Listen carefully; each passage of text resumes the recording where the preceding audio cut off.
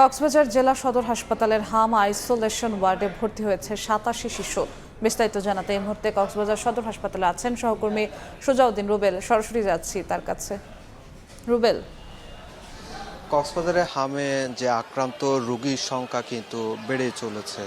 আমরা যেটি স্বাস্থ্য বিভাগ যেটি তথ্যটি দিয়েছে সেটি হচ্ছে কক্সবাজার সদর হাসপাতালে বর্তমানে প্রায় ৮৭ জন শিশু হামের উপসর্গ নিয়ে ভর্তি হয়েছেন এবং অনেকের ল্যাব টেস্টে যে হামে আক্রান্ত সেটি ধরাও পড়েছে এবং তাদেরকে আমরা সকাল থেকে সদর হাসপাতাল আসলে যেটি লক্ষ্য করছি, যেখানে আইসোলেশন বিভাগ রয়েছে সেখানে ২০ বেডের হামের উপসর্গ নিয়ে আক্রান্ত হওয়া শিশুদের কিন্তু চিকিৎসা দেওয়া হচ্ছে। সেখানে আমরা লক্ষ্য করেছি ২০ বেডের বিপরীতে প্রায় ৮৭ জন রোগী ভর্তি রয়েছে। একটি বেডে ৩ জন কিংবা ৪ জন করে গাদাগাদি অবস্থায় কিন্তু মেঝেতে শুয়ে সেভাবেই কিন্তু আমরা লক্ষ্য করছি চিকিৎসা সেবা দেওয়া হচ্ছে। আর ৮৭ জন এই যে শিশু, তাদের চিকিৎসার জন্য আমরা লক্ষ্য করেছি একজন মেডিকেল অফিসার এবং ২ জন ইন্টার্ন চিকিৎসক, তারাও কিন্তু এই যে এসব রোগীদের চিকিৎসা দিতে হিমশিম খাচ্ছেন। আবার অনেকে আমরা লক্ষ্য করছি যে নার্স রয়েছে, ৫ জন নার্স রয়েছে, তারাও কিন্তু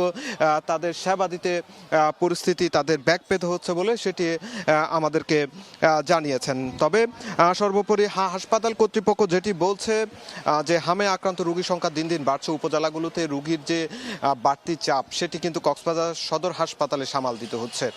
একই সঙ্গে কক্সবাজারের যে 10টি উপজেলা রয়েছে সেই উপজেলাগুলোতে কিন্তু প্রতিদিনই রোগীগুলো রেফার করা হচ্ছে, যার কারণে রোগীর চাপ বাড়ায় এখানকার সদর হাসপাতালের চিকিৎসকদের তাদের চিকিৎসা দিতে হিমশিম খেতে হচ্ছে বলে জানিয়েছেন। তারপরেও তারা চেষ্টা করছেন সর্বোচ্চ দিয়ে তারা যারা শিশুরা ভর্তি হয়েছেন তাদেরকে নিরাময় করার জন্য। তবে আমরা হাসপাতালের আইসোলেশন বেডের সামনে আসলে যেটি লক্ষ্য করছি, অভিভাবকদের প্রচণ্ড চাপ। তারা বলছে, নানা অভিযোগ করছেন, তারা বলছেন তার পর্যাপ্ত শিশুদের চিকিৎসা দেওয়া হচ্ছে না, তারা হয়রানির শিকার হচ্ছেন।